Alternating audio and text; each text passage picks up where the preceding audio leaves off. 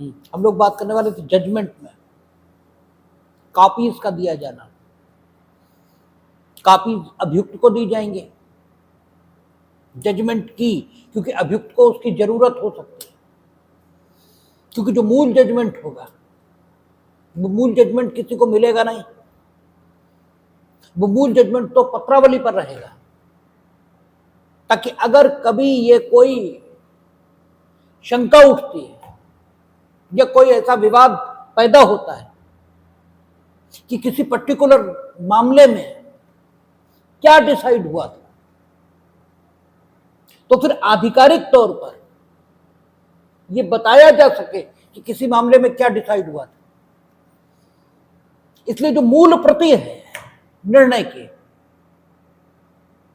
वो तो पत्रावली पर रहेगी, और पत्रावली और मूल निर्णय ये अभिलेखागार यानी रिकॉर्ड रूम उसकी संपत्ति बनेगा और उसमें फाइल कर दिया जाएगा, ताकि whenever any dispute may arise, जब कभी ऐसा कोई विवाद पैदा हो, आप ये जानना चाहें कि साहब भगत सिंह को मूल रूप से क्या सजाएं दी गई थी, तो मूल निर्णय वो लाहौर जो पाकिस्तान में है वहां के हाई कोर्ट के संग्रहालय में मिल जाएगा, तो मूल निर्णय तो पत्रावली पर रहेगा। लेकिन चूंकि अभियुक्त की रुचि भाई निर्णय के मुताबिक या तो अभियुक्त दोषमुक्त हुआ होगा और यह दोष सिद्ध हुआ होगा, और उन दोनों दशाओं में उसे निर्णय की प्रति यह जरूरत हो सकती है, निर्णय के प्रति यानी निर्णय की, और निर्णय तो उसे मिल ही नहीं सकता, क्योंकि अगर मूल निर्णय उसे दे देंगे अब वो निर्णय लेकर अपने घर चला जाएगा। और किसी दिन ये सवाल उठा कि अमुक मामले में क्या निर्णय था, तो व्यक्ति का जीवन ये तो सतत और सर्वदा रहने वाला नहीं, और अगर रहे भी तो उसके जीवन में क्या क्या घटित हुआ था ये सब उसे याद तो नहीं होगा। तो वकील साहब हो या जज, अभियुक्त हो या कोई अन्य, हर कोई मननशील है और सबकी स्मरण शक्ति समाप्त हो जाएगी। तो एक दिन आएगा जब न्यायालय के निर्णय का साक्षी कोई नहीं बचेगा, उस दशा में यदि मूल निर्णय किसी अन्य के पास चला जाए। इसलिए युक्ति संगत यही है कि मूल निर्णय तो पत्रावली में ही रहना चाहिए, उसे तो कहीं जाना ही नहीं चाहिए और वो वहीं रहेगा। लेकिन अगर निर्णय की प्रति ये भी संबंधित पक्षकारों को नहीं मिलेगी, तो संबंधित पक्षकार यदि निर्णय से असंतुष्ट हैं तो वे अपील आदि कैसे प्रस्तुत करेंगे, क्योंकि आगे बस अपील के प्रोविजन अब शुरू ही होना चाहते हैं। वहां आप देखेंगे कि स्टेट और परिवादी इन्हें भी अपील प्रस्तुत करने के हक और अधिकार हैं, दोष मुक्ति की दशा में भी और अपर्याप्त दंडादेश पारित किए जाने की दशा में भी। तो दोनों दशाओं में अभियोजन का संचालन करने वाले व्यक्तियों की निर्णय में रुचि हो सकती है, और यदि मूल निर्णय पत्रावली में ही रहेगा, और पत्रावली किसी को मिल नहीं सकती, वो तो जो सुपीरियर कोर्ट है वो या तो सम्मन करके अपने समक्ष मंगवाए, और सम्मन तो तब करेगा जब उसके समक्ष कोई प्रोसीडिंग विद्यमान हो। जब तक कोई प्रोसीडिंग उसके सामने विद्यमान नहीं तब तक सीआरपीसी पुरानी वाली, उसके मुताबिक 91 हो, 92 हो, कुछ भी हो, वो किसी भी रिकॉर्ड या किसी भी दस्तावेज के संबंध में किसी शक्ति का प्रयोग कर ही नहीं सकता। और अपील तो निर्णय की होगी। अब निर्णय मूल पत्रावली में है, अपील में रुचि पक्षकारों की है। पक्षकार अपील करना चाहते हैं तो पक्षकारों के पास अगर निर्णय की प्रति प्राप्त करने का अधिकार ये विधिक तौर पर नहीं होगा तो अपील इसके संबंध में प्रावधान बना देने पर भी धरातलीय सत्य यानी ग्राउंड रियलिटी के तौर पर पक्षकार अपने इस अधिकार का इंजॉयमेंट आखिर कैसे करेंगे? देयर इज नो वे। इसलिए ये सेक्शन जिसे हम देख रहे हैं 404 के तौर पर, वो कहता है अभियुक्त और अन्य व्यक्तियों को निर्णय की प्रति दिया जाना। एक चीज और भी हो सकती है, अभियुक्त की रुचि नहीं है अपील प्रस्तुत करने में, क्यों? वो दोषमुक्त हो गया। लेकिन आगे बहुत सारे मामलों में उसे इस बात का प्रमाण देने की जरूरत हो सकती है कि वो अमुक विवाद में दोषमुक्त किया गया था, और ऐसा भी निर्धारित करने के लिए निर्णय की ही आवश्यकता होगी, तभी निर्णय जरूरत। इसका मतलब यह हुआ कि निर्णय देना ये दंड न्यायालय का, ठीक है, ये सिर्फ किसी मामले में पर्याप्त नहीं माना जा सकता। अर्थात वो सिर्फ निर्णय दे दें, इससे काम नहीं चलने वाला, क्योंकि निर्णय देने के साथ वो तो पत्रावली का भाग बन जाएगा। अंततः उस निर्णय का कोई लाभ समय पड़ने पर किसी भी पक्षकार को हो ही नहीं सकता। इसलिए सेक्शन 404 बनाया गया और यह कहा गया कि निर्णय की प्रति अभियुक्त और अन्य व्यक्तियों को निर्णय की प्रति ये क्यों मिलनी चाहिए? हो सकता है निर्णय में ऐसा कुछ कहा गया जिससे अन्य व्यक्ति विपरीत रूप से प्रभावित हो रहे हो। अब प्रभावित अन्य व्यक्ति हो रहा, अभियुक्त को जमानत ही नहीं मिली। भाई अभियुक्त को तो जमानत मिली नहीं, दंड न्यायालय के निर्णय ने उसे जितनी सजा दी उतनी सजा वो निर्णय दिए जाने के दिनांक तक पूरी कर चुका है। और आगे सेक्शन आएगा, सीआरपीसी में 428 था, ठीक है, जो सेट ऑफ यानी मुजरे की बात करेगा, ठीक है। सेट ऑफ या मुजरा ये सीपीसी की शब्दावली है, लेकिन सेक्शन 428 सीआरपीसी में भी सेट ऑफ या मुजरे की बात की गई है। क्योंकि 428 सीआरपीसी क्या कहती है कि यदि आपने कारागार में कोई अवधि बिताई है ड्यूरिंग ट्रायल, यानी जब विचारण लंबित था, तो यदि आपको दोषसिद्ध किया जाता है और कारावास की सजा मिलती है, तो जो आपने अवधि जेल में बिताई है वह कुल अवधि में समायोजित कर ली जाएगी। और यही आपका सीपीसी में जो मुजरे का सिद्धांत है वो कहता है। यानी सीआरपीसी में अगर आपसे कहा जाए कि सेट ऑफ या मुजरा कहां है, तो वो 428 सीआरपीसी वहां। तो सवाल यह है कि अभियुक्त तो जेल में था, जिस डेट पर जजमेंट प्रोनाउंस हुआ उस डेट तक वो सारी सजा पूरी कर चुका था।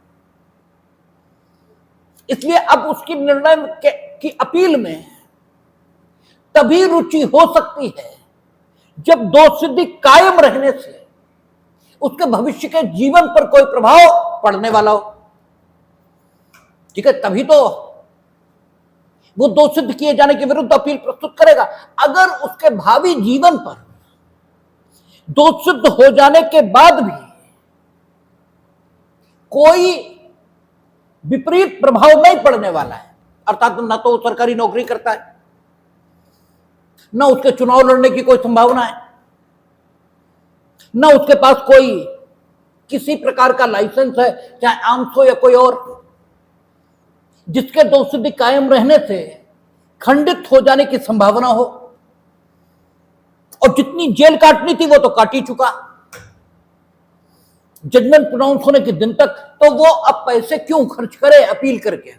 ऐसे बहुत सारे लोग करते ही नहीं अपील। वो कहते जरूरत क्या है अपील की, हमें कौन नौकरी करनी है, तो अपील वो करेंगे नहीं। जजमेंट एज इट इज कायम रहेगा, और जब जजमेंट एज इट इज कायम रहेगा तो जजमेंट से अगर कोई विपरीत रूप से प्रभावित हो रहा है,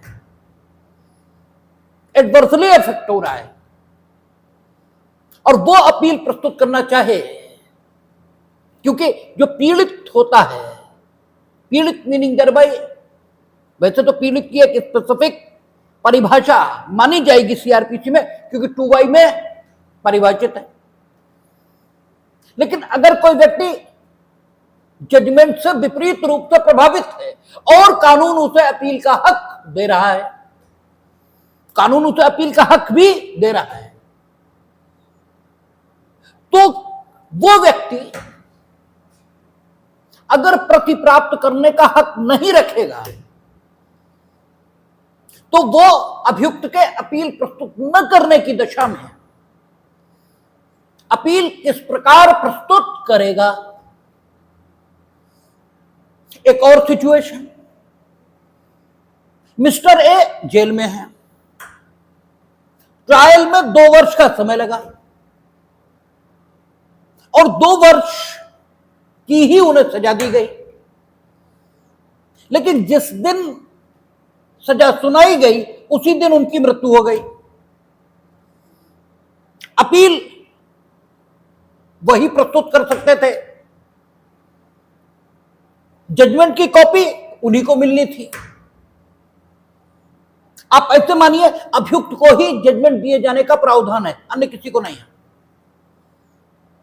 और मिस्टर ए सरकारी नौकरी में थे, अब अगर दोष सिद्धि कायम रहेगी तो भले ही उन्होंने कारावास की संपूर्ण अवधि जेल में बिता ली, लेकिन दोष सिद्धि कायम रहने के कारण से फंड, बीमा, ग्रेच्युटी, पेंशन कुछ भी नहीं मिलेगा घर वालों को।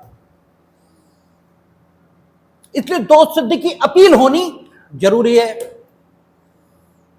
और यह सेक्शन 395 पुरानी सीआरपीसी में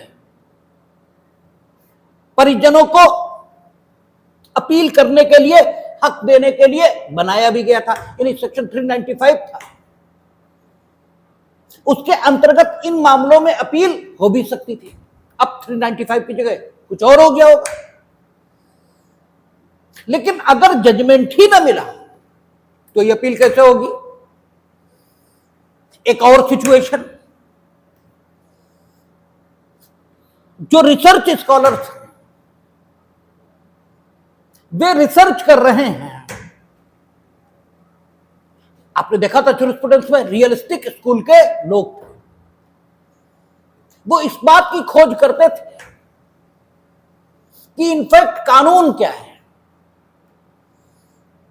तो इस निष्कर्ष पर भी पहुंचे थे कि इनफैक्ट कानून कुछ नहीं है,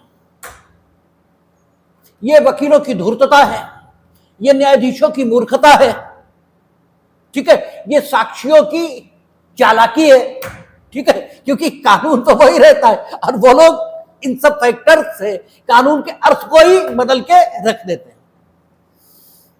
तो इस सारे निष्कर्ष पर वो आए कैसे होंगे? जब उन्होंने हजारों जजमेंट्स का अध्ययन किया होगा। और अगर हजारों जजमेंट्स का अध्ययन वो कोर्ट में ही करना चाहेंगे तो संभव नहीं है, क्योंकि अध्ययन करने का आपका हर वक्त मूड हो जरूरी नहीं होता। जैसे हमसे कई लोग आते हैं कि तुम सारी किताबें एक साथ थोड़े पढ़ोगे, ये वाली हमें दे दो। तो हम कहते हैं ये बात ठीक है, सारी किताबें हम एक साथ नहीं पढ़ेंगे, लेकिन किसी भी किताब की हमें किसी भी समय जरूरत होगी, पहली चीज। और दूसरी चीज, किसी भी विषय को पढ़ने का मूड मेरा किसी भी समय हो सकता है, तो किताब तो चाहिए। और इसीलिए जब हम पढ़ाते थे तो आप लोग जब लाइब्रेरी से किताब इशू कराते थे तो मेरी नजर में इतने तत्काल आप गिर जाते थे कि आप फिर मेरी नजर में तो कभी उठ ही नहीं पाते थे।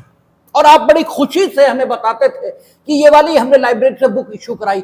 लाइब्रेरी से भी कहीं बुक इशू कराई जाती है? किताबों पर अभी इतनी महंगाई नहीं है कि आप खरीद ही ना पाओ। आप 20 रुपए की पानी की बोतल खरीद सकते हो, 2-2,500 रुपए की किताब नहीं खरीद सकते। ठीक है, आप 20 काम कर सकते हो, और 2-2,500 की तो वो किताब बोल रहा हूं जो सबसे महंगी है, कानून की। आप कानून की सामान्य किताबें नहीं खरीद सकते, वो आप लाइब्रेरी निकालते घूम रहे हो, जो कि सिर्फ 15 दिन के लिए मिलनी है। उन 15 दिन में पढ़ने का मूड ही ना बना तो हमारा तो महीने महीने भर नहीं बनता। तो 15 दिन में पढ़ने का मूड ही ना बना और तब तक तो वापस करनी पड़ेगी। तो अगर आप लाइब्रेरी से किताब इशू करा रहे हो, मीनिंग देर बाय आप पढ़ नहीं रहे हो, पढ़ाई का नाटक कर रहे हो, आप कुछ नहीं पढ़ते लिखते। अगर आपने किताब लाइब्रेरी से इशू कराई, मीनिंग देयर बाय अगर कोई रिसर्च स्कॉलर है और न्यायालयों के निर्णयों पर रिसर्च कर रहा है,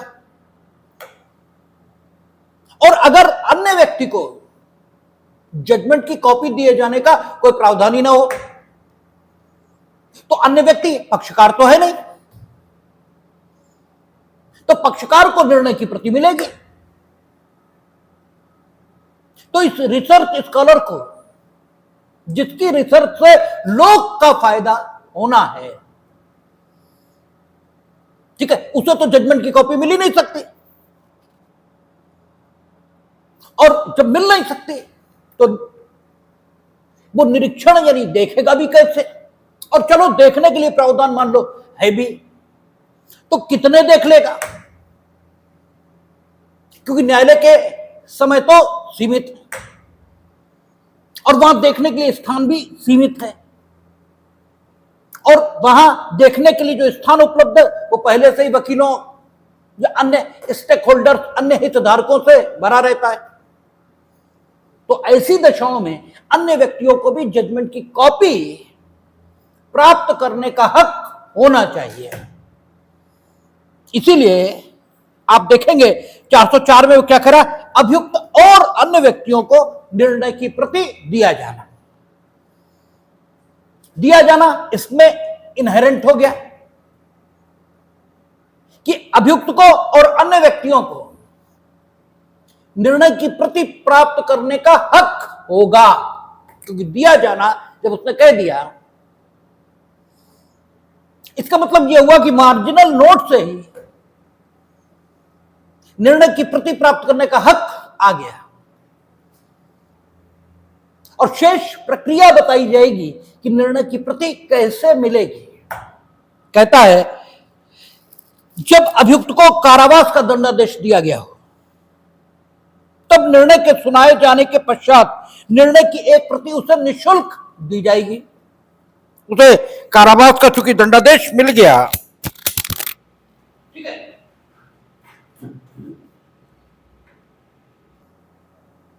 क्योंकि उसे कारावास का दंडादेश मिल गया, इसके निर्णय की एक प्रति उसे निःशुल्क उपलब्ध कराई जाएगी। ठीक है, और कब? निर्णय सुनाए जाने के पश्चात। लेकिन निर्णय सुनाए जाने के पश्चात कहा, कितने पश्चात? निर्णय सुनाए जाने के पश्चात, कितने पश्चात निःशुल्क प्रति दी जाएगी? तो कितने पश्चात दी जाएगी?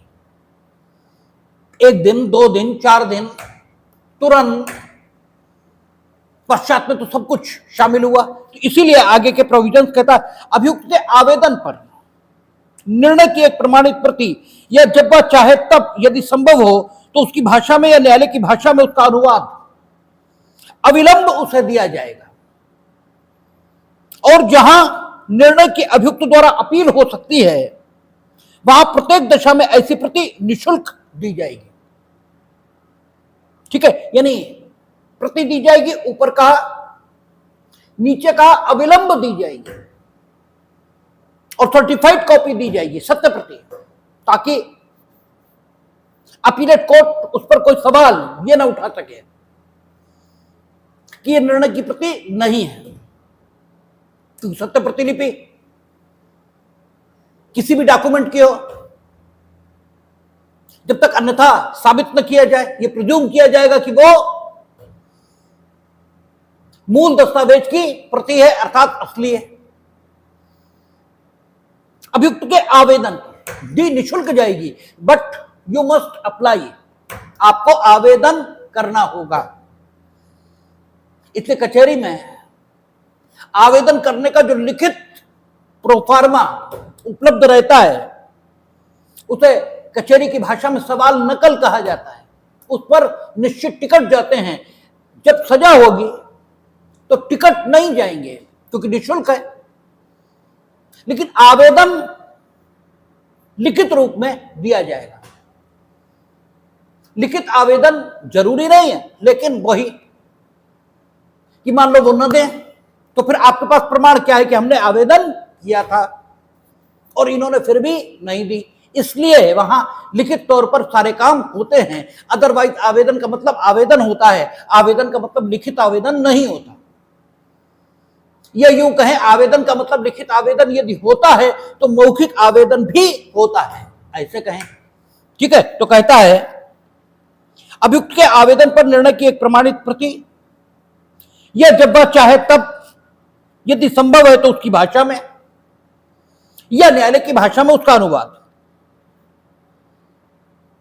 ठीक है, या यदि संभव है तो उसकी भाषा जो है उसी में दे दीजिए, और यह न्यायालय की भाषा में उसका अनुवाद। ये और जो अगला सेक्शन आएगा, इन दो सेक्शनों के आधार पर ही आज भी अंग्रेजी में जजमेंट लोअर कोर्ट्स में दिए जाते हैं। हमने जब बात की, शुरुआत की थी इस चैप्टर की, तो हमने कहा था क्या लिखा है, न्यायालय का निर्णय न्यायालय की भाषा में दिया जाएगा। ठीक है, न्यायालय की भाषा में दिया जाएगा। और न्यायालय की भाषा कौन निर्धारित करेगा? राज्य सरकार। और उत्तर प्रदेश में न्यायालय की भाषा किसने निर्धारित की है? राज्य सरकार ने। कौन सी निर्धारित की है? हिंदी। लेकिन आप शाहजहांपुर में ही चले जाओ तो कई न्यायालयों के निर्णय अंग्रेजी में आपको मिलेंगे। तो वो निर्णय आज की डेट पर अंग्रेजी में कैसे हैं? तो वो तर्क पकड़ते हैं, वो 404 सबसेक्शन 2 और आगे का सेक्शन है 405, कहता निर्णय का अनुवाद कब किया जाएगा। इन दो सेक्शनों का ही आधार लेते हैं और कहते हैं चूंकि इन सेक्शनों में अनुवाद की बात की गई है, इससे विवक्षित रूप से, या यूं कहें इसमें ये इनहेरेंट है कि निर्णय न्यायालय की भाषा के अतिरिक्त भी हो सकता है। वो स्ट्रिक्टली प्रोहिबिटेड नहीं है, क्योंकि अगर स्ट्रिक्टली प्रोहिबिटेड होता तो ये सेक्शन ही नहीं होते।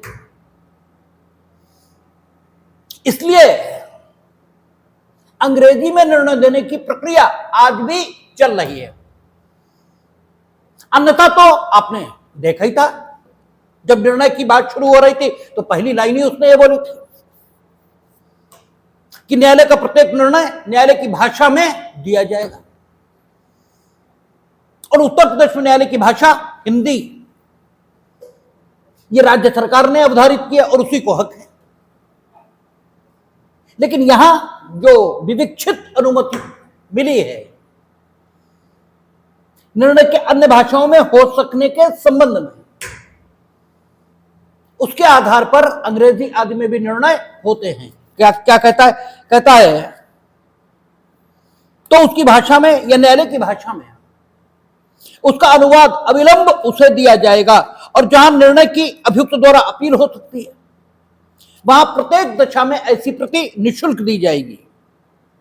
परंतु जहां मृत्यु का दंडादेश उच्च न्यायालय द्वारा पारित या पुष्ट किया जाता है, यह तो पारित किया है उच्च न्यायालय ने, तो भी मृत्यु के दंडादेश की दशा में अपील कहां होगी? Supreme court.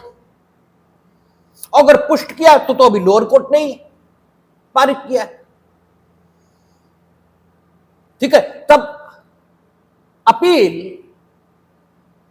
पुष्ट कर देने की दशा में उच्च न्यायालय ने पुष्ट किया है ना, तो अभी हम लोग देखेंगे कि अपील अगर रेफरेंस भेजा गया है सेशन न्यायालय के द्वारा मृत्यु दंडादेश की दशा में और अभियुक्त ने अपील भी कर दी, तो दोनों एक साथ सुने जाएंगे, ठीक है, और दोनों पर निर्णय एक साथ किया जाएगा। लेकिन अगर अपील प्रस्तुत नहीं की तो सेशन कोर्ट का जो निर्णय पुष्ट करने के लिए भेजा गया है उसे उच्च न्यायालय इस प्रकार सुनेगा मानो वह अभियुक्त के द्वारा प्रस्तुत की गई अपील हो। तो अगर पुष्ट हो गया तो फिर अपील उच्च न्यायालय में तो नहीं होगी, ठीक है ना। अगर अभियुक्त ने पहले पेश नहीं कर रखी है फिर तो सीधे सुप्रीम कोर्ट में होगी, लेकिन अपील तो होगी ना। अनुच्छेद 136 अगर उपलब्ध हो सकता होगा तो उपलब्ध रहेगा ना, या अन्य अपीलें चाहे वे 133 की हों, 132 की हों और चाहे 134 कॉन्स्टिट्यूशन ऑफ इंडिया की हों, यानी संविधान के निर्वचन के प्रश्न को लेकर के हों, या फिर 134 की हों, हो सकता पुष्ट करने वाले उच्च न्यायालय के निर्णय में सर्टिफिकेट भी हो, तो सारी अपीलें अभी हो सकती हैं ना। तो इसलिए उसके लिए प्रावधान करना जरूरी है। तो कहता परंतु जहां मृत्यु का दंडादेश उच्च न्यायालय द्वारा पारित या पुष्ट किया जाता है वहां निर्णय की प्रमाणित प्रति अभियुक्त को तुरंत निःशुल्क दी जाएगी, चाहे वह आवेदन करे या न करे। ऊपर आवेदन जरूरी है, लेकिन अगर डेथ सेंटेंस चाहे पारित किया गया है और चाहे पुष्ट किया गया है तो वो आवेदन करे न करे उसे प्रति निःशुल्क दी जाएगी। और उपधारा 2 के उपबंध धारा 136 के अधीन आदेश के संबंध में उसी प्रकार लागू होंगे जैसे वे उस निर्णय के संबंध में लागू होते हैं जिनकी अभियुक्त अपील कर सकता है। 136 क्या है? पुराना 117, जो पुरानी सीआरपीसी की धारा 117 है वो अब 136 है। 117 में क्या है कि जब आपसे शांति बनाए रखने के लिए, सदाचारी बने रहने के लिए 107, 108, 109 या 110 इसके अंतर्गत बांड प्रतिभूति ये मांगी जाएंगे, तो उसके लिए जो फाइनल आदेश 116 की जांच के उपरांत यानी 135 की जांच के उपरांत पारित होगा वो कहां? पहले 117 में, अब 136 में। और वो अगर आपके विरुद्ध पारित हुआ तो आप अभियुक्त नहीं हैं, क्योंकि अभियुक्त वो है जिसके ऊपर अपराध को करने का आरोप है और आपके ऊपर कोई अपराध करने का आरोप नहीं है। उन प्रोसीडिंग्स के चलने की दशा में, उन प्रोसीडिंग्स के आपके खिलाफ चलने की दशा में सिर्फ एक बात है कि ऐसी आशंका है कि आपके कार्यों से लोक शांति आदि भंग हो जाएगी। तो इन दशाओं में आपको अभियुक्त नहीं कहा जा सकता। इसलिए यहां प्रावधान करना अलग से जरूरी है, क्योंकि वे ऑर्डर भी आपके विधिक अधिकारों पर विपरीत असर ये तो डालते ही हैं। इसलिए यूं ही सिर्फ कार्यपालक मजिस्ट्रेट के द्वारा की गई जांच के आधार पर आपको उस प्रकार के बॉन्ड एग्जीक्यूट करने के लिए विवश करना कानून के दृष्टिकोण से, ठीक है, एक सुविधि के द्वारा निर्धारित दायित्व तो नहीं माना जा सकता। इसके रिव्यू प्रोसीजर को देना जरूरी है, इसलिए यहां कहा गया। आगे देखेंगे जब अपील का चैप्टर आएगा तो हम लोग देखेंगे पहले 373 था सेक्शन पिछले सीआरपीसी में, और अब 373 के अलावा कोई अन्य सेक्शन हो गया होगा जो यह कहता था कि धारा 117 में पारित आदेश के विरुद्ध अपील प्रस्तुत की जा सकेगी। तो अपील तो तभी प्रस्तुत करोगे जब निर्णय की कॉपी मिले। इसलिए यहां लिखा गया कि 136 का अगर कोई आदेश है तो वो भी उसी प्रकार उस व्यक्ति को दिया जाएगा जिसके विरुद्ध वो आदेश है, मानो वो अभियुक्त है, और अभियुक्त को जैसे कॉपी दी जाती है वैसे ही दिया जाएगा। ठीक है, कहता है जब अभियुक्त को किसी न्यायालय द्वारा मृत्युदंडादेश दिया गया है और निर्णय की साधिकार अपील होती है तो न्यायालय उसे उस अवधि की जानकारी देगा जिसके भीतर यदि वह चाहे तो अपील कर सकता है। अपील साधिकार है, यानी 136 जैसी नहीं है। 136 में साधिकार अपील नहीं है, न्यायालय अनुमति देगा तो अपील है। लेकिन जिस विधि के अंतर्गत मृत्यु का दंडादेश दिया गया वो उसे साधिकार अपील का हक देती है। साधिकार देती जरूर है, यानी वो अगर अपील मांगेगा तो मिलेगी, मना कोई नहीं कर सकता।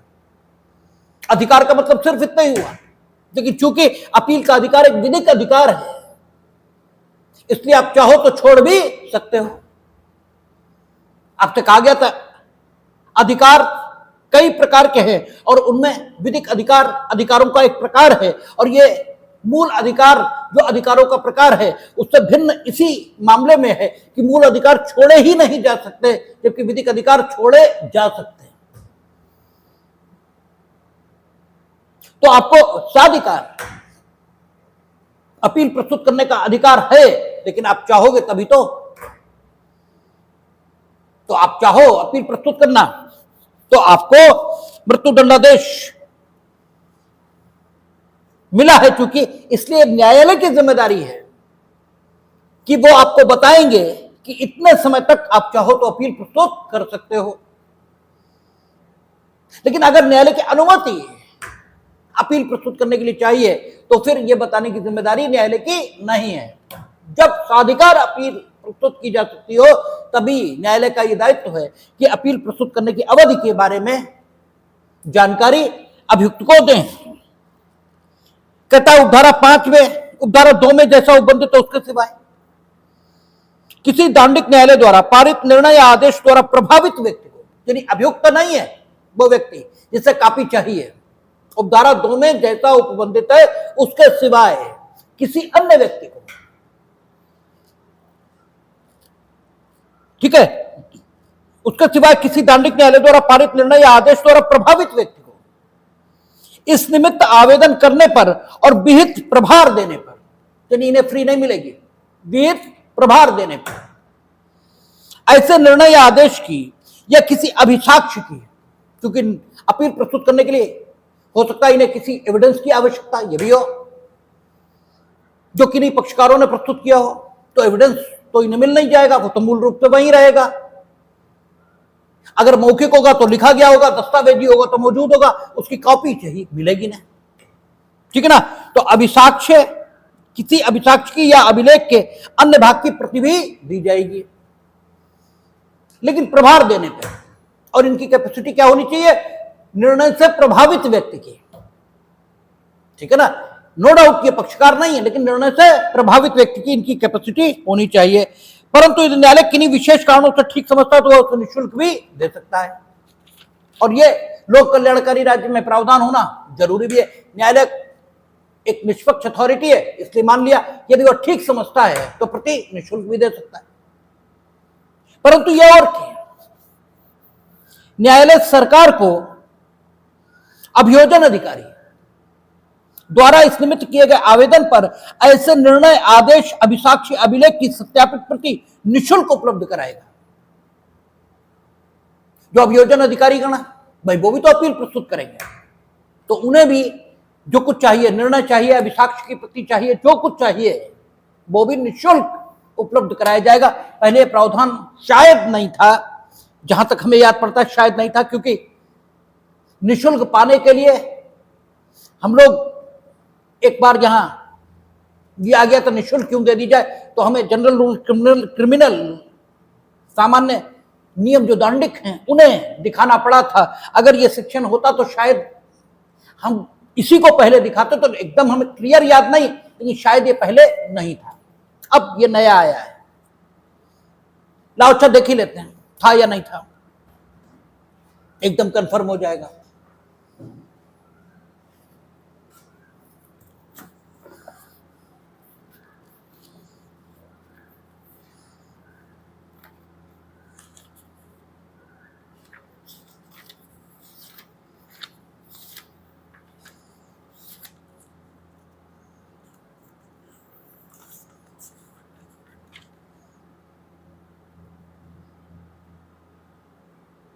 हाँ नहीं था, नहीं था,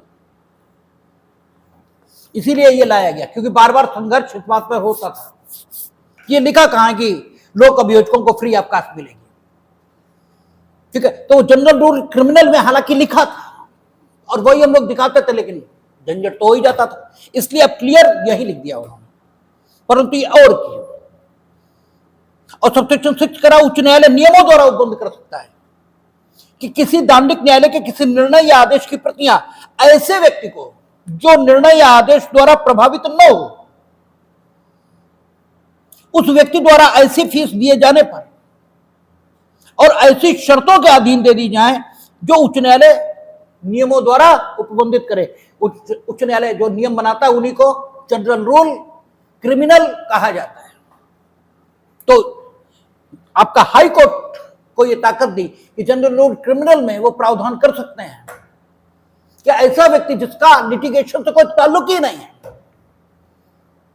वो यदि चाहता है कि न्यायालय का निर्णय उसे मिल जाए, तो ऐसी फीस और ऐसी शर्तों के अधीन जैसा नियमों में अवधारित रहे, उसको निर्णय की प्रति दिए जाने का प्रावधान किया जा सकता है। तो निर्णय की प्रति दिया जाना जरूरी क्यों है और किस किस को मिल सकती है और किस किस प्रक्रिया से मिल सकती है, इसको इस सेक्शन में बताया गया। जो पहले 363 था और अब कितना है 404, 405, जो पहले 364 था। क्या कहता है? मूल निर्णय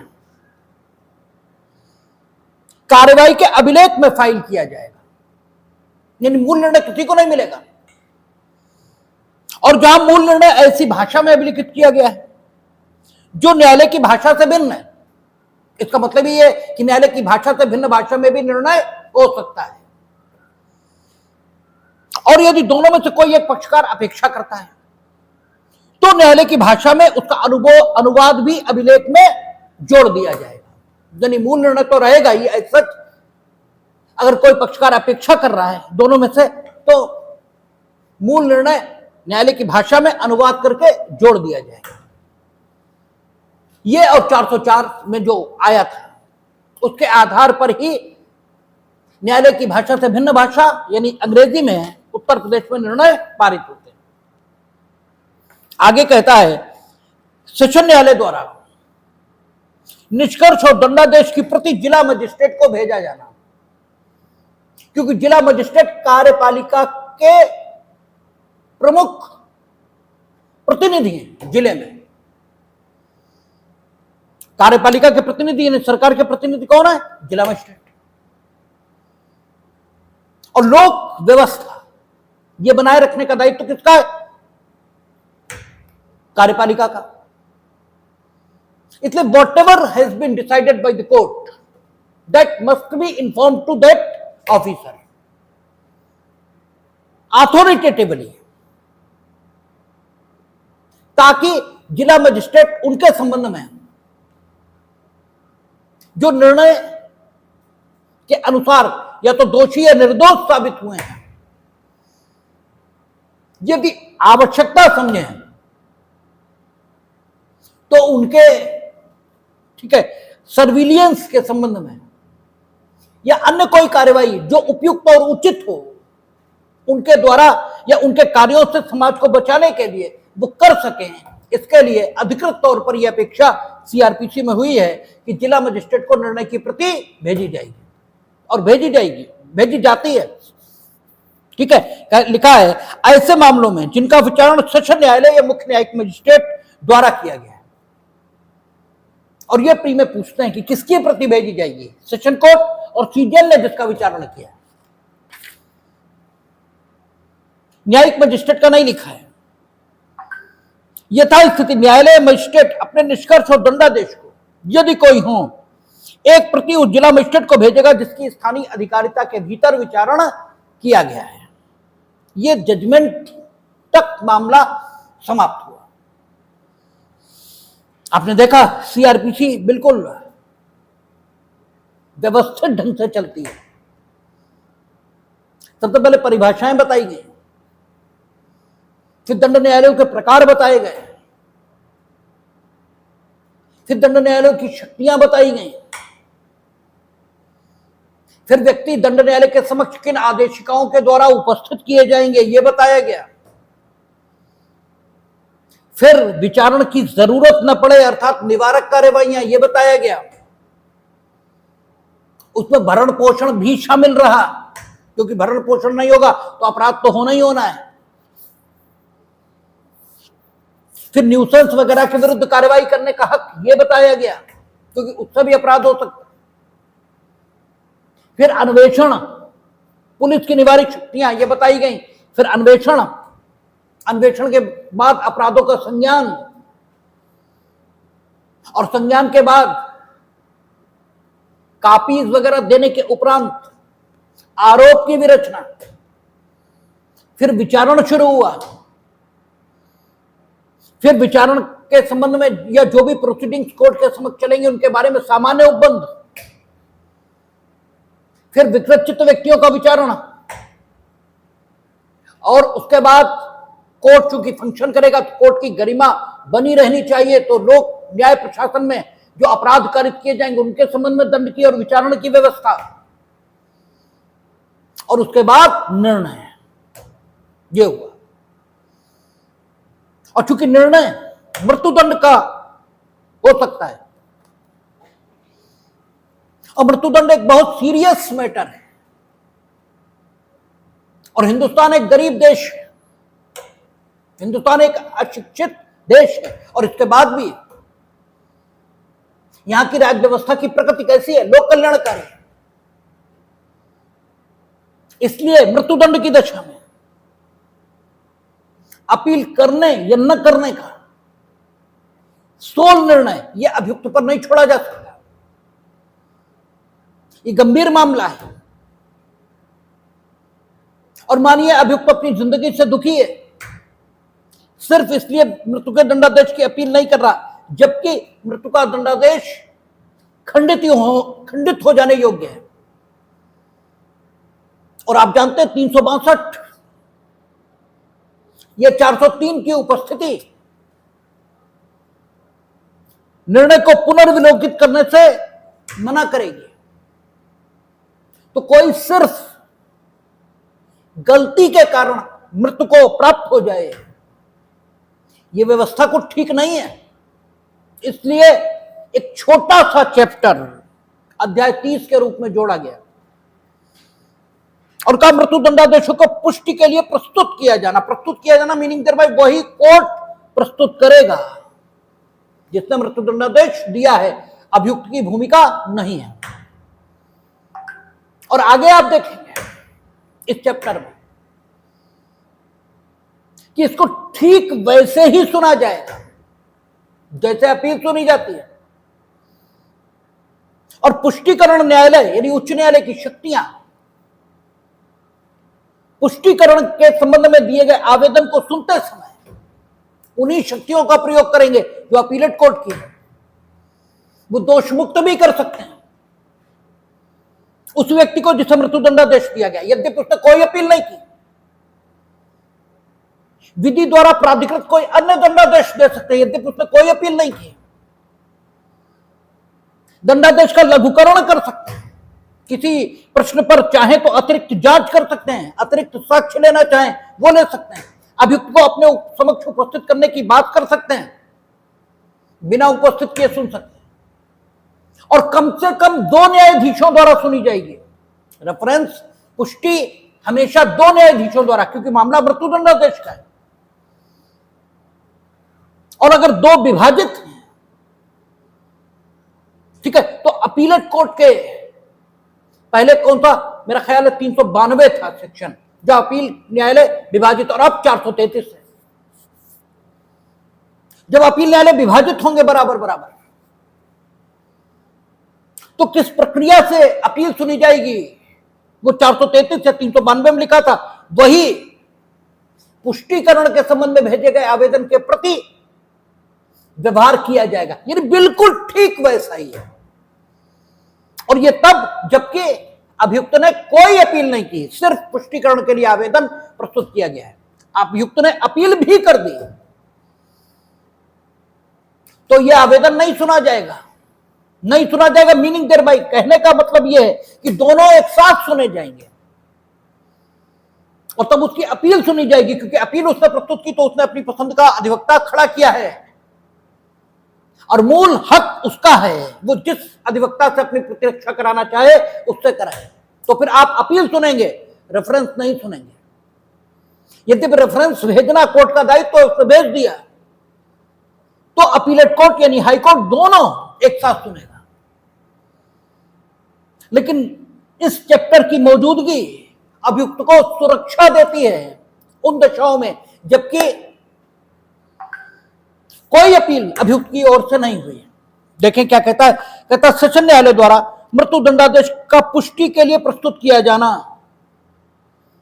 जब सेशन न्यायालय मृत्युदंडादेश देता है तब कार्यवाही उच्च न्यायालय को तुरंत प्रस्तुत की जाएगी और दंडादेश तब तक निष्पादित नहीं किया जाएगा जब तक वह उच्च न्यायालय द्वारा पुष्ट न कर दिया जाए। और दंडादेश पारित करने वाला न्यायालय वारंट के अधीन दोषित व्यक्ति को जेल की अभिरक्षा के लिए सुपुर्द करेगा, क्योंकि मृत्युदंडादेश मिल चुका है तो जाएगा तो जेल ही। अन्य मामलों में तो जेल का ही दंडादेश मिलता है तो जेल जाता है। इसलिए आप ये नहीं कहेंगे हमने चूंकि मृत्यु का दंडादेश दिया और जेल का जब देते तो वो जेल जाता, तो मृत्यु का जब दिया है तो मृत्यु ही प्राप्त करेगा, ये नहीं कहेंगे आप। कह सकते हैं, संभावना है इस बात की, इसलिए इस संभावना को नकारने के लिए उन्होंने कहा कि पुष्ट नहीं किया जाएगा। वो जब तक पुष्ट नहीं किया जाएगा क्रियान्वित नहीं होगा। और अतिरिक्त सावधानी के तौर पर कहा कि दोषित व्यक्ति को जेल वहां भेजा जाएगा। यह अतिरिक्त सावधानी है कि कहीं कुछ गड़बड़ न कर देना। तुमको साहब जेल का जब हम करते तो हम तो जेल भेजते, तो मृत्यु का किया है तो मृत्यु देंगे, तो फिर पुष्टिकरण का क्या होगा, खाक। विधायिका एक्स्ट्रा कॉन्शियस है, इसलिए लिख रही है कि वारंट के अधीन दोषित व्यक्ति को जेल की अभिरक्षा के लिए सुपुर्द करेगा। 408 कहता अतिरिक्त जांच किए जाने के लिए या अतिरिक्त साक्ष्य लिए जाने के लिए निर्देश देने की शक्ति। यदि ऐसी कार्यवाही के प्रस्तुत किए जाने पर उच्च न्यायालय ये ठीक समझता है कि दोषित व्यक्ति के दोषी या निर्दोष होने से संबंधित किसी प्रश्न पर अतिरिक्त जांच की जाए। जांच कैसी की जाए, उसका स्वरूप क्या हो, किस प्रक्रिया से हो, यह नहीं लिखा है। सिर्फ यह लिखा है कि अतिरिक्त जांच की जाए, उसे ऐसा लगता है, या किसी प्रश्न पर अतिरिक्त साक्ष्य लिया जाए, तो वह स्वयं ऐसी जांच कर सकता है या ऐसा साक्ष्य ले सकता है, यह सेशन न्यायालय द्वारा उसके लिए जाने का निर्देश या किए जाने का निर्देश ये दे सकता है। और जब तक उच्च न्यायालय अन्यथा निर्देश न दे, दोषित व्यक्ति को जांच किए जाने या साक्ष्य लिए जाने के समय उपस्थित होने से अभिमुक्ति दी जा सकती है। इसका मतलब जनरल बात क्या है कि साक्ष्य लिए जाने या जांच किए जाने के समय उपस्थिति से अभिमुक्ति दी जाएगी। हां, अन्यथा निर्देश दे दे तो ठीक है, नहीं, उल्टा बोल गए। ठीक है, जांच किए जाने या साक्ष्य लिए जाने के समय उपस्थित होने से अभिमुक्ति दी जा सकती है यदि अन्यथा निर्देश न दे, यानी उसके सामने लिया जाएगा। ठीक है ना, सामान्य नियम ये हुआ। हाँ, अन्यथा निर्देश दे तो फिर उपस्थित होने से अभिमुक्ति भी मिल सकती है। क्यों? क्योंकि साक्ष्य सामने लिए जाने का ही मूल सिद्धांत है, इसलिए मूल रूप से उसी सिद्धांत का पालन किया जाएगा। जब जांच या साक्ष्य यदि कोई हो उच्च न्यायालय द्वारा नहीं की गई है या नहीं लिया गया है, तब ऐसी जांच या साक्ष्य का परिणाम प्रमाणित करके उस न्यायालय को भेजा जाएगा, क्योंकि सेशन कोर्ट को भी निर्देश दे सकता है जांच करने या साक्ष्य लेने का। तो अगर उच्च न्यायालय ने स्वयं किया तब तो कोई बात ही नहीं, स्वयं नहीं किया तो जिसने किया वो प्रमाणित करके जांच या साक्ष्य का परिणाम भेजेगा उच्च न्यायालय को। अब 409 शक्तियां जो पुष्ट करने वाला न्यायालय लगभग अपील न्यायालय जैसी, क्या कहता है, लगभग नहीं, लगभग बिल्कुल है ही वैसी। दंडादेश को पुष्ट करने या तो पुष्ट कर सकते हैं या दोषसिद्धि को बातिल करने यानी खत्म करने कि उच्च न्यायालय की शक्ति। उच्च न्यायालय धारा 407 के अधीन प्रस्तुत किसी मामले में क्या क्या कर सकता है? दंडादेश की पुष्टि कर सकता है, एक बात हो गई। या विधि द्वारा समर्थित कोई अन्य दंडादेश दे सकता है, आजीवन कारावास दे सकता है, कुछ भी दे सकता है जो विधि द्वारा समर्थित हो। वो ये पाता कि हत्या का ही दोष किया है तो विधि द्वारा समर्थित अन्य दंडादेश तो आजीवन कारावास ही है और कोई है ही नहीं, क्योंकि दो ही दंडादेश हैं उस दशा में। तो विधि द्वारा समर्थित कोई अन्य दंडादेश दे सकता है, दोष सिद्ध को बातिल कर सकता है और अभियुक्त को किसी ऐसे अपराध के लिए दोष सिद्ध कर सकता है जिसके लिए सेशन न्यायालय उससे दोष सिद्ध कर सकता था, यानी नया नहीं, यानी नया नहीं। आनुकल्पिक चार्ज 221 का बना हुआ था तो सेशन न्यायालय उसमें दोष सिद्ध कर सकता था। 224 कोई पूरा छोटा अपराध साबित हो गया उसके लिए कर सकता था तो वो कर सकता है, जिसके लिए सेशन न्यायालय दोष सिद्ध कर सकता था। ठीक है, या संशोधित आरोप पर नए विचारण का आदेश दे सकता है। आप लोगों ने देखा था कि अगर चार्ज गलत है तो 464 पिछली सीआरपीसी में था, जो हमने बताया भी चार्ज के समय कि अगर गलत हो जाता और अपील न्यायालय के समक्ष प्रश्न उठता है तो अपील न्यायालय नया आरोप विरचित कर सकता है, और नया आरोप विरचित किया जाना चाहिए या नहीं इसके लिए जांच करेगा, नया आरोप विरचित करेगा, उस पर विचारण हो सकता है, और अगर उस पर दोष सिद्ध पाया तो उसके अनुसार सजा ये भी दे सकता है। ठीक है, अथवा अभियुक्त को दोष मुक्त कर सकता है। परंतु पुष्टि का आदेश इस धारा के अधीन तब तक नहीं दिया जाएगा जब तक अपील करने के लिए अनुज्ञात अवधि समाप्त ना हो गई हो, या यदि ऐसी अवधि के अंदर अपील पेश कर दी गई हो तो जब तक उस अपील का निपटारा ना हो गया, यानी जब तक अपील का समय बचा है। ये नहीं आज पुष्टि के लिए भेजा और कल तुमने पुष्ट करके भेज दिया, और जबकि अपील प्रस्तुत करने के लिए 30 दिन का समय था और तुमने पुष्ट करके भेज दिया, उसे लटका दिया गया और 3 दिन बाद उसके पास अपील करने के लिए पैसे आ गए, उस दिन पैसे नहीं थे। तो जब तक अपील का समय बकाया है तब तक पुष्ट करने के लिए कोई आदेश दिया ही नहीं जाएगा, सीधे सीधे लिख दिया। और अगर अपील प्रस्तुत कर दी गई है तो जब तक अपील का निपटारा ना हो तब तक पुष्टि के लिए कोई आदेश नहीं दिया जाएगा। जब अपील खंडित हो तब करना जो कुछ हो। ठीक है, नए दंडादेश की पुष्टि का 2 न्यायाधीशों द्वारा हस्ताक्षरित किया जाना, पुष्टिकरण हमेशा 2 न्यायाधीशों द्वारा सुना जाएगा। यह खूब पूछा जाने वाला सेक्शन है, खूब पूछा जाता है कि पुष्टिकरण कितने न्यायाधीशों द्वारा सुना जाएगा।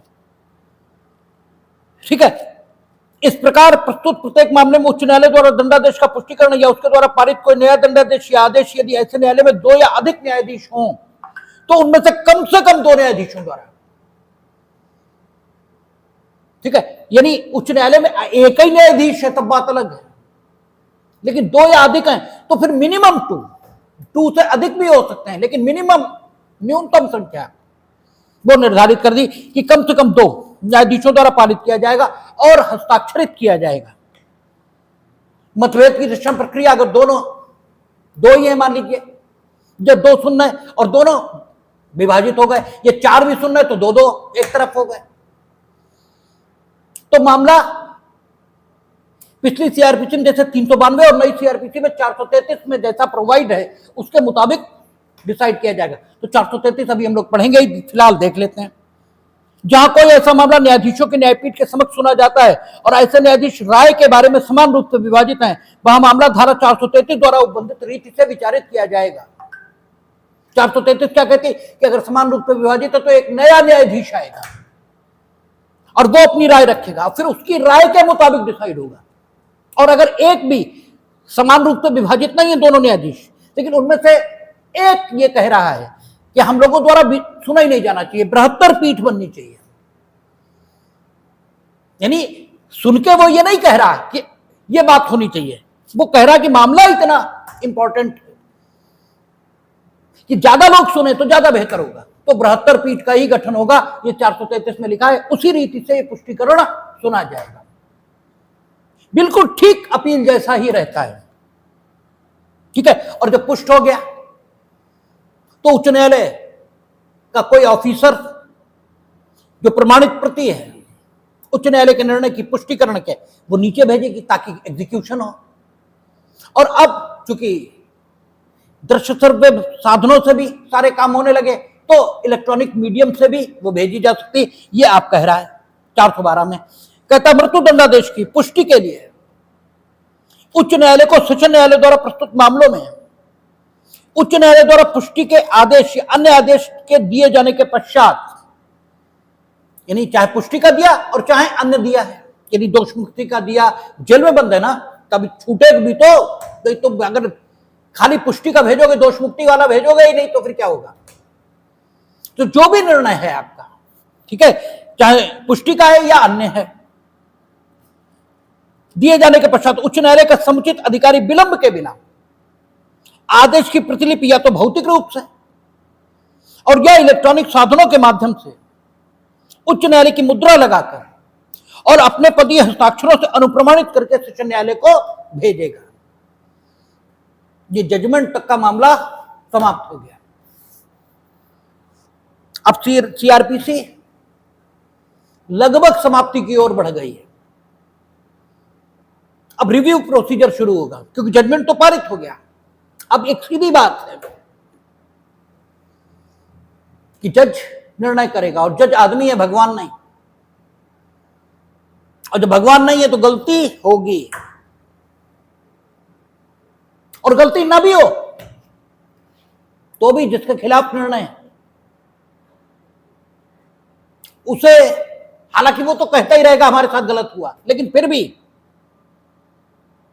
वो भले ही कहे, लेकिन समाज के अन्य लोगों को भी हमें यह विश्वास दिलाना है कि नहीं, जो कुछ किया गया ठीक किया गया। नहीं तो समाज के लोग भी कहेंगे कि अरे वो तो चढ़ते ही थे या उनसे गलती हुई फिर भी आपने ऐसा कर दिया। तो कोई और भी सुने सारे मामले को, ताकि आम समाज और, ठीक है, उसको भी विश्वास दिलाया जा सके। इसकी शिकायत, जिसके विरुद्ध जाने वाला है मामला, इसकी शिकायत को भी मिनिमाइज किया जा सके और यदि कोई गलती है तो उसे दूर भी किया जा सके। इसके लिए अपील और रिवीजन, पुनरीक्षण, इनके संबंध में प्रावधान होना जरूरी है। तो वही प्रावधान अब शुरू होंगे, अपील और रिवीजन। उसके अलावा मामलों को एक न्यायालय से दूसरे न्यायालय में ट्रांसफर करने की जरूरत ये पड़ सकती है, उसके प्रावधान। और फिर आपने सब कुछ निर्णय पारित कर दिया और एग्जीक्यूशन अगर नहीं कराया तो फिर फायदा क्या हुआ। तो न्यायालयों यानी दंडादेश, न्यायालयों के द्वारा दिए गए निर्णय यानी दंडादेशों का निष्पादन, इससे संबंधित प्रावधान और जमानत से संबंधित प्रावधान और विभिन्न दंड न्यायालयों द्वारा विचारण के दौरान अपराध से संबंधित जो संपत्ति अपनी अभिरक्षा में ली जाएगी, उस संपत्ति को विचारण की समाप्ति के बाद किसको और किस प्रक्रिया से वापस किया जाएगा। और अगर उसे नष्ट करना जरूरी है, ये शराबी हमने, ये तमंचा हमने ये पकड़ा और वो अपराध से संबंधित संपत्ति है तो उसे नष्ट करना जरूरी है, वो किसी को वापस नहीं दी जाएगी। उस संबंध में प्रावधान और प्रकीर्ण प्रावधान, बस इतना ही सीआरपीसी में बचा। बीएनएसएस में जो आपका 531 तक वर्तमान में और पहले 484 तक था। तो शेष चर्चा अब सीआरपीसी खत्म होने की ओर है। देखते हैं, कल बात सोमवार को बात करेंगे, देखेंगे।